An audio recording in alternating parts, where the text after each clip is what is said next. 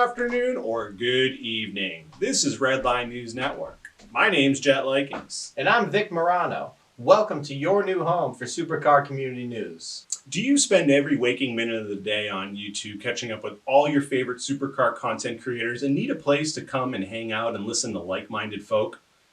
Maybe you work a 9 to 5 Monday through Friday, don't have the time to keep up throughout the week of everything that's going on in this YouTube world, need a place to come visit, see the highlights so you can really dial in your time on the weekend to figure out what you want to watch.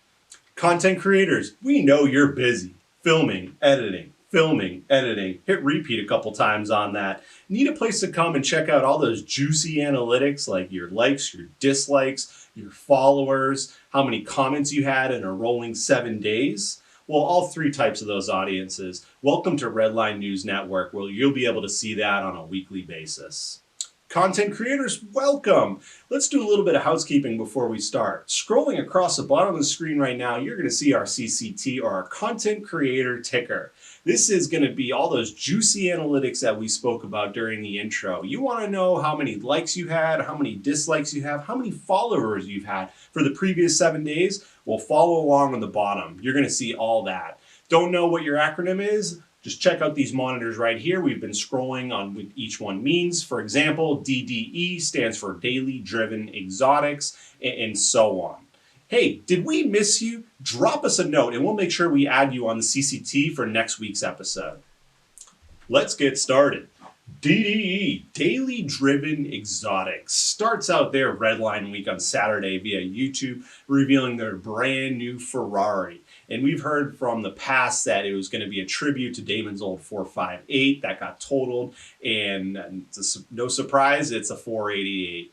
And right away, typical DDE fashion, they go right into it and start talking about all the mods and upgrades they're going to do right off the bat, including, you knew it, a wide body with a chassis mounted wing, the race mirrors that Damon loved on his 458, race seats. They're going to tune it and turbo it, and most likely they're going to add the 458 livery, which Damon does not want to call the Zebra livery. He likes to call it the Red Bull livery. They're speaking about 900 horsepower, and that's easy to do with just a tune and some downpipes on that 488 platform. And then they move on to the Evo that they've recently bought, and said that should be done in about a weekish. So we should see something probably in a week or two with the brand new Evo. And then Dave kind of drops a couple hints about the 600 LT. They shoot to a image of him and Anthony from Mad Whips in the car, and they're kind of talking back and forth. And Dave drops some Easter eggs about that 600 LT. So if you missed it, catch that episode and make sure you're listening pretty good for those Easter eggs. He also explains how the 620R, which would be an awesome addition to the channel, might be a little bit too expensive and then just doesn't really hold the resale value at all. They then hint again about the Squadra Corsa getting a manual gearbox upgrade, and we all know that E-gear is very similar to a manual transmission. However, in my mind, I mean, that Squadra Corsa is something special. That's one of the final editions of the Gallardo. I would leave that thing pretty much stock and just keep that VF supercharger on there. But hey, this is Daily Driven Exotics, and they keep bringing us that juicy content, so we'll see what they do there. They then leave off that episode explaining that there is that 30-day delay on Dave's Huracan, which is delaying the twin turbos because that car is being sent to Florida to get those twin turbos added. So still got another month to go before we see any twin turbo action on Dave's Huracan. That brings us to Monday's episode that was kind of labeled as buying a Porsche. And we know that they have 4 supercars that they're going to be replacing the P1 with. And the 488 is the first replacement. And I really think the Porsche is going to be a number 2. And we know that silver GT3 RS has been in the August showroom for a while. And I really thought they were going to take that thing out, do some hooning, and place a purchase for it at the end. However, when they went to get the keys, they found out that it's actually just been sold. So in lieu of that, they take out a C4 GTS and a Targa 4S. Anthony from Mad Whips is with them, and they actually got real cinematic for DDE. I've never really seen anything that cinematic from them. I mean, there's some beautiful shots of them driving those Porsches through the beautiful Canadian fall foliage, and some great editing done by their team. But I just feel that the C4 GTS and the Targa 4S, those are just kind of mid-tier cars for DDE. So I think those were just something to do for content for that episode. I really think they're going to be getting into possibly a GT3 RS or maybe even a GT2. So we're just going to have to see. And then at the end, they close off the episode showing the downpipes for the 720S GTR. Tuesday, that brings us into their Instagram, and it shows the garage looks like it was fully painted, and I guess that was a preview for the episode that they dropped the next day. So on Tuesday via Instagram, we see a picture from Damon, and it looks like the DDE garage or the DDE HQ is actually painted. And then on Wednesday via YouTube, they drop an episode, and they show the inside of the new DDE HQ garage. And they kind of give some Easter eggs away, explaining how they are going to have an in-house technician that's going to do, kind of the bolt-on mods, and they'll be able to do the reveals at the DDE HQ going forward. And then we actually get a sneak peek into Aaron Kaufman with the update on the Ferrari, and Aaron somewhat promised that the Ferrari will be mechanically sound by the end of October. So obviously it's going to need the tuning and everything else that's required, but for the most part, mechanically wise, it's going to be done. So then they go into the episode and, you see them, placing the cars in different areas of the garage, trying to see where they're going to put the lifts, where they're going to put the storage racks. And then we see Anthony in there, which again, Anthony from Mad Whips, is he going to be a permanent fixture of DDE? Still too early to tell, I guess. And then Damon brings up that the Mad Whips Porsche is for sale, which is a Porsche that includes a GT3 motor with a manual gearbox. And then Damon goes in and says, what should Anthony get next? And then he uses some key words like we, like what should we get Mad Whips, or what should we get Anthony? So it almost seems like Anthony is somewhat of a permanent fixture on the DDE channel. We should see more of him going forward.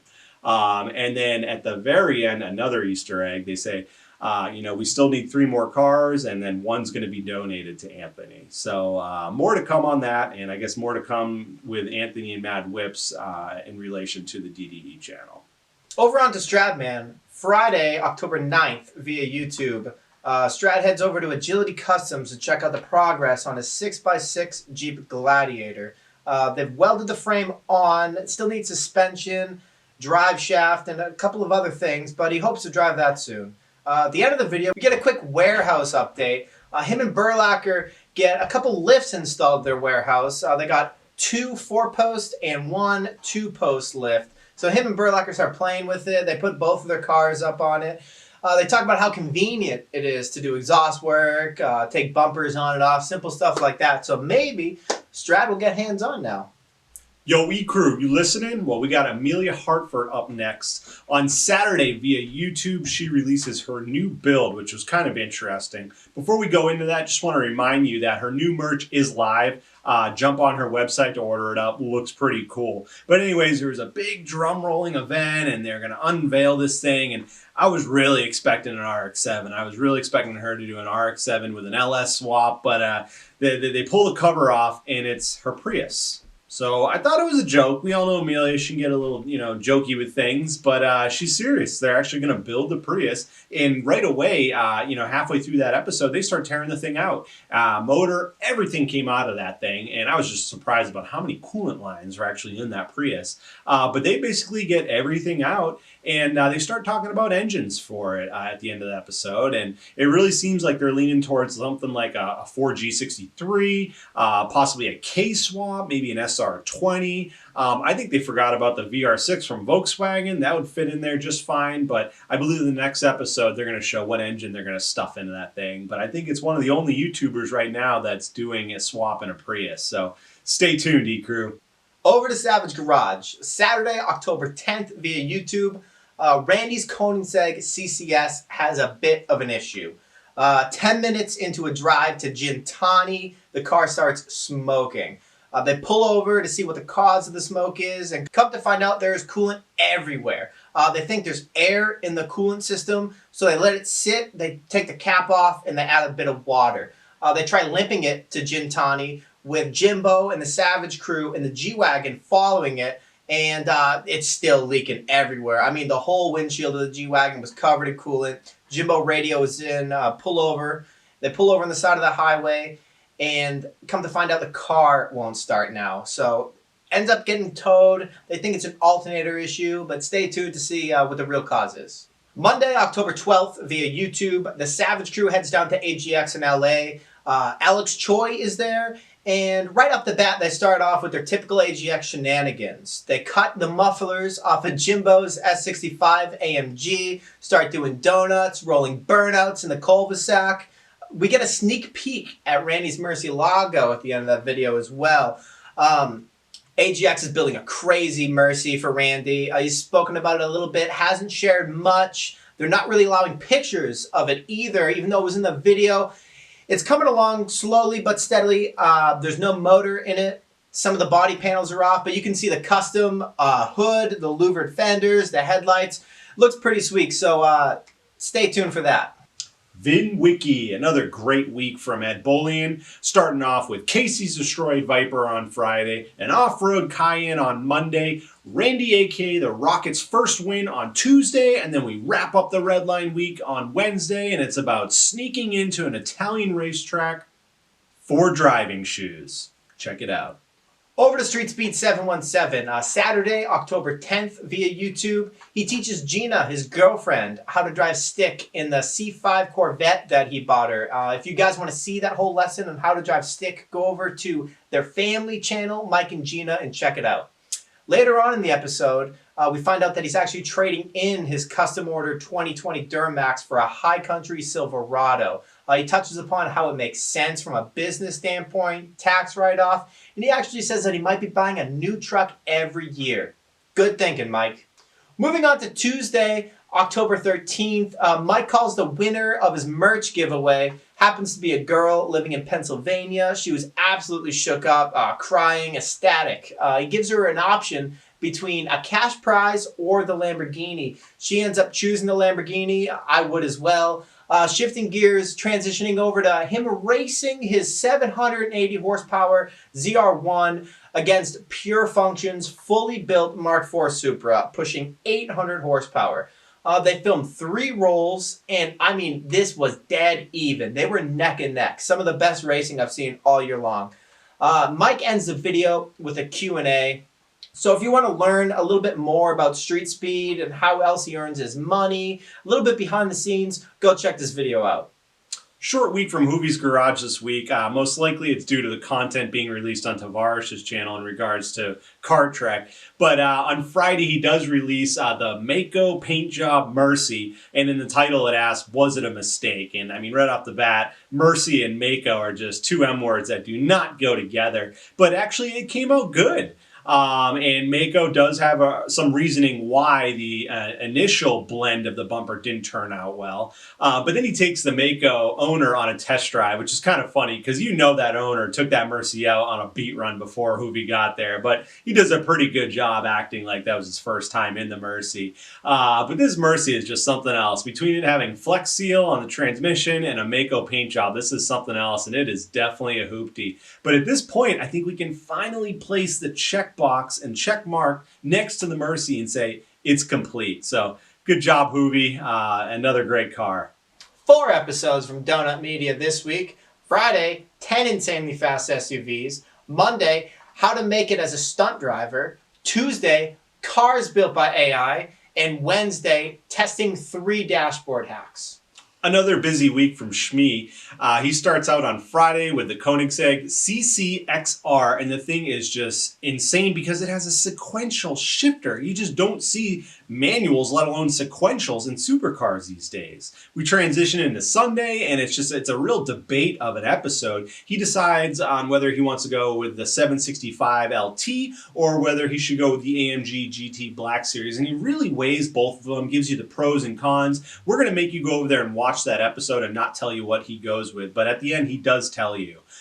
We then go into the 12th, and he actually goes through the James Bond DB5, which is actually a new version of the old car, and it's got all the cool James Bond stuff from oil spill to missiles, you name it. Really cool. And then he wraps up the week going through the Ford GT costs, which was kind of an interesting episode because we all think about oil changes and simple repairs on these supercars being very expensive, but he actually lets us know that the oil change on the Ford GT is actually only about $500, which is actually not that bad. And then he explains the other end of the spectrum, which is the insurance, and that's the most expensive part on the Ford GT. And then it's kind of interesting as well, he leaves off as explaining the Ford GT is very dangerous to drive on the streets over there, not because of the power of the car, but actually from the looky-loos of other people driving, because they just don't see Ford GTs over there so often. So when they do, they're staring at him driving down the road, and by doing so, they kind of veer into his lane. So another great week from Shmee 150. Keep them coming, Shmee.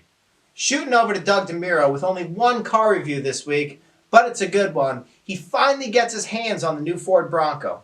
While still being in prototype phase, he wasn't able to drive it because there wasn't a motor. We still got to see the inside and see all the cool quirks and features of it. Remember, if you guys are in the market to either buy or sell an enthusiast car, check out Doug's website, carsandbids.com. Rolling into Tavarish's channel, as you know, Car Trek has recently premiered, and it actually finishes up this week as well. They released 3 episodes this week, with episode 3 being released on Friday.